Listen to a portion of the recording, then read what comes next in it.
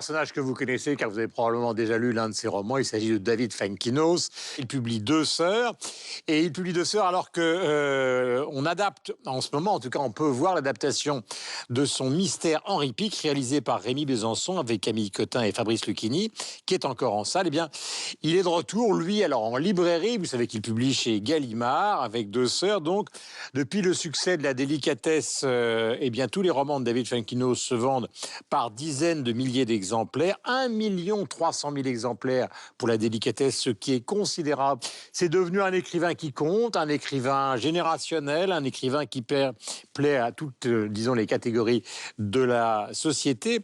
Maintenant, nous allons évidemment parler de ce roman qui s'appelle Deux sœurs, qui veut commencer, se lancer à la fois dans le pitch et... Allez, Michel, je sens que vous avez une sorte d'envie. Je sais pas si je suis peux vous aider aussi. Je ne sais pas si je suis le meilleur vendeur pour David Fuenkinos. Alors, je vais vous raconter très rapidement de quoi parle le bouquin. C'est l'histoire d'une femme qui évite une séparation. Donc, son compagnon s'en va. Elle vit cette séparation extrêmement mal. S'ensuit une dépression. Finalement, elle n'a plus de toit, donc elle se retrouve à aller vivre chez sa sœur. C'est ça, chez sa sœur. Et puis, je ne vais pas vous divulgacher, pour reprendre ce terme québécois que désormais nous avons adopté sur ce plateau, la fin du bouquin. Mais enfin, voilà, la cohabitation va se passer d'une certaine manière qui permettra à l'une peut-être de se reconstruire, à l'autre peut-être un peu moins, on va dire ça comme ça. C'est un euphémisme, effectivement. Et le bouquin tourne là autour. Alors, cela dit, moi j'ai lu ce livre, le dernier que j'avais lu, dont on avait parlé sur ce plateau, c'était Vers la beauté, qui n'était pas franchement une réussite pour David Fuenkinos, on l'avait d'ailleurs dit à ce moment-là. Qui tournait autour de la séparation aussi. Qui parlait aussi de la séparation et d'une sorte... Et encore une fois, de la beauté comme une sorte de, pardonnez-moi l'expression parce que c'est un peu vulgaire, comme une sorte de pansement aux plaies qui sont les plaies de la vie ensemble et de la douleur. Une rédemption. Là, il n'y a pas de rédemption par la beauté dans celui-ci. Mais enfin, toujours, voilà, ce que je voulais dire, c'est que j'ai abordé ce livre avec, pas un scepticisme, enfin une petite appréhension. Je suis retombé sur une déclaration de David Fuenkinos qui disait, à propos de ses livres, je vais vous la citer, c'est pas moi qui le dis, c'est lui, mes livres racontent tous la même histoire, qui est à un moment une brisure et une reconstitution. Alors c'est un petit peu ça, moi, qui devient problématique avec David Fuenkinos, c'est que j'ai pas véritablement l'impression d'entrer dans des livres qui sont franchement novateurs en termes d'histoire. On est dans quelque chose qui se répète un tout petit peu. Alors pourquoi pas finalement? C'est le cas d'autres romanciers célèbres que de raconter les choses, voilà, ou d'explorer des territoires qui sont connus. Il y a parfois le style qui fait que même si on est toujours dans un territoire connu, ben on a du plaisir à les lire. Là, moi, je suis pas certain non plus que le style soit véritablement un plus. Si vous lisez ce texte à voix haute, ce que j'ai fait par moment, c'est pas à l'avantage de David Fuenkinos, je suis obligé de le dire. Mais c'est normal, Michel, vous n'êtes pas le meilleur client. Alors, certainement. Parce que certainement. non, mais c'est David Fuenkinos, je pense, c'est avant tout quelqu'un qui écrit pour le plaisir des femmes qui sont ses lectrices. Je veux dire, pourquoi? Parce que son style est fait beaucoup de douceur, d'un certain humour courtois, etc., qui est plutôt une valeur féminine, on va dire. Cela dit, Guillaume, moi je l'avais évidemment connu dans votre émission à France 2. Mais après, je l'avais retrouvé parce qu'il avait écrit un bouquin sur John Lennon, sur la période John Lennon, je fabrique du pain à la maison et j'élève mon fils Sean avec Yoko Ono. Donc c'était un sujet voilà, inattendu, hein, on va dire. Et voilà, c'est un écrivain qui a énormément de succès. 16 livres, hein, des films, dont certains qu'il réalise lui-même, d'autres, dont un qui est magnifique, hein, le film Avec Annie Cordy, hein, Les Souvenirs, film magnifique de Jean-Paul Rouve. Et c'est un phénomène de l'édition française. Voilà, ça c'est sûr. Alors, la première chose, avant puisque maintenant, on sent que derrière les compliments, il y a une sorte de poignard qui est en train de circuler.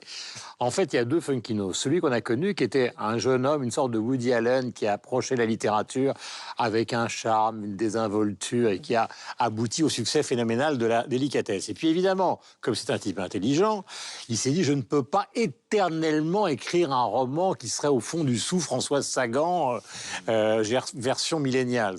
Donc il s'est mis à s'intéresser à des choses plus profondes, séparation, et avant Charlotte Salomon, donc cette artiste qu'il a exhumée d'une histoire complètement oubliée, qui est une artiste dans un camp de concentration. Et c'est justement là que le problème se pose aujourd'hui, c'est-à-dire est-ce que ce virage qu'il a voulu pour donner une certaine forme d'intensité à sa carrière, est-ce que ce virage est réussi? Nicolas, boum. C'est une vaste question.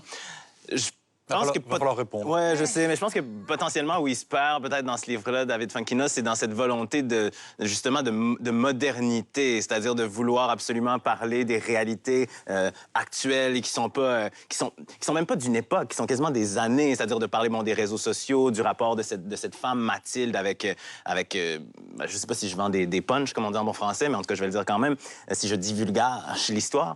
Mais par exemple la relation de son ex-copain avec cette femme qui va suivre, qu'elle va espionner sur les réseaux sociaux.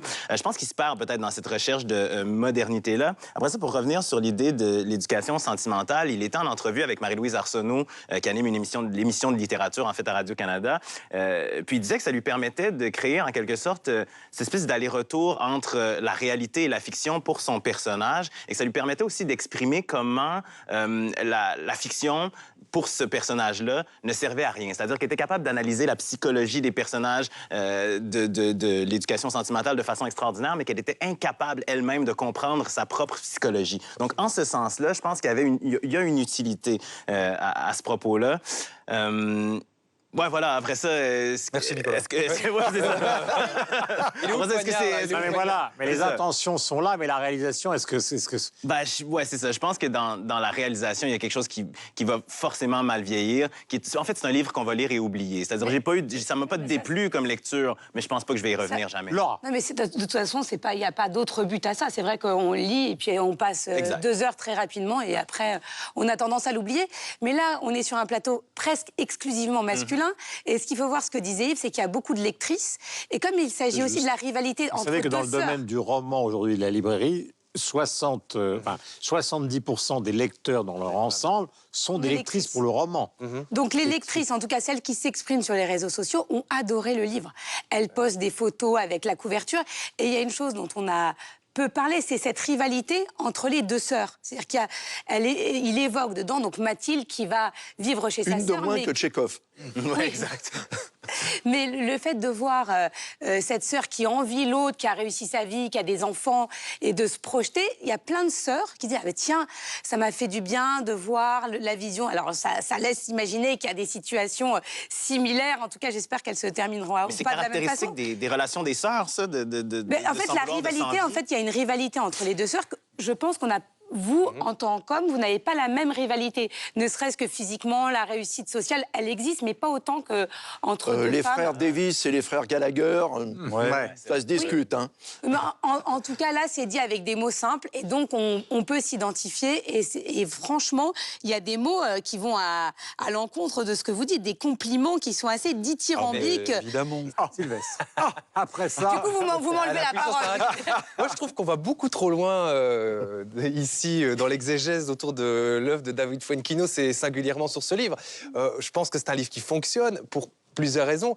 La première raison, c'est qu'effectivement, ça fait appel à des sentiments que tout le monde a peu ou prou vécu, soit d'un côté ou de l'autre de la barrière de la rupture, disons, pour le dire très vite. Il y a aussi effectivement le lien qu'il peut y avoir entre des membres d'une même famille. Bon, ça, on l'a, et je trouve qu'il le dépeint de manière relativement intéressante. C'est ultra cinématographique. On voit le film, après, à chaque page, on voit le film. C'est comme si c'était un film sur papier. Et puis, contrairement à ce que dit Nicolas, mais je trouve que justement, là où c'est malin, c'est que c'est très contemporain, avec le côté stalker, en bon français, sur Instagram, où elle regarde, où elle suit, etc. Tout le monde fait ça, ou en tout cas, on entend de plus en plus de gens autour de nous qui le font. Et effectivement, ça inscrit ce livre dans le côté contemporain et dans l'époque d'aujourd'hui. C'est un livre qui va sans doute mal vieillir, mais il y en a plein d'autres, des livres qui ont mal vieilli. Les livres de Houellebecq vieilliront sans doute très mal, parce que c'est ultra référencé, Houellebecq. Donc, à un moment donné... quand je dis en même temps, c'est pas une défense de Fuenquinos, c'est juste que, par exemple, si vous relisez Le Petit Prince à voix haute, vous pouvez dire c'est quand même bizarre que ce livre soit le livre de la littérature francophone qui soit vendu le plus dans le monde entier. Le côté ça va mal vieillir, etc. Peut-être, mais il y en a plein d'autres. Nous aussi. Pardon. Il y a une chose, je trouve, dans le livre, effectivement, qui est pertinente dans le portrait qu'il dresse du personnage principal. Donc, si on fait le calcul, elle est née en 1988, elle fait partie de ces millennials. Et effectivement, on attribue à cette génération le côté « moi-je », tout autour de moi, il faut tout avoir tout de suite, et l'incapacité aussi à accepter une certaine réalité qui irait à l'encontre de ce qu'on souhaite faire. Et c'est effectivement exactement ce que démontre ce roman par rapport à quelqu'un de cet âge-là. Mais il y a une chose que vous avez introduite et qui est fort juste dans cette génération-là, qui n'était pas du tout le cas des générations précédentes. Je mets, mettons la barre à 50 ans, c'est que tous les jeunes écrivains aujourd'hui, pour une grande partie d'entre eux, écrivent des livres en pensant au cinéma. Et donc, C'est là où est l'argent. Hein. Comment ? C'est là où est l'argent. C'est peut-être là où est l'argent, mais c'est aussi là où est leur rêve, leur imaginaire, leur ambition, etc., etc. Et donc, ça explique une grande partie d'une certaine forme de déception littéraire à partir d'un sujet qui est un sujet qui, après tout, en vaut bien d'autres. C'est donc David Fuenkinos. Le livre s'appelle Deux sœurs, et nous n'avons pas raconté la fin, ce qui est un miracle, étant donné donc nos pratiques